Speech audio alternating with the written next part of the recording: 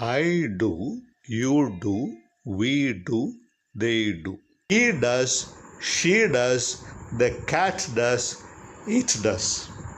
இப்போ வந்து ஹீக்கு பதிலாக இன்னொரு பேராக கூட இருக்கலாம். குமார் டஸ். ஷீக்கு பதிலாக ஒரு பெண்ணின் பெயராக இருக்கலாம். Like Chitra does. The cat does. Cat இல்லாட்டி வேறு எந்த மிருகமாக கூட இருக்கலாம். The elephant does. அப்புறம் இட் டஸ். அப்போது I do the work, you do the work, we do the work, they do the work. He does the work. She does the work. The cat does not work. Or it does not work.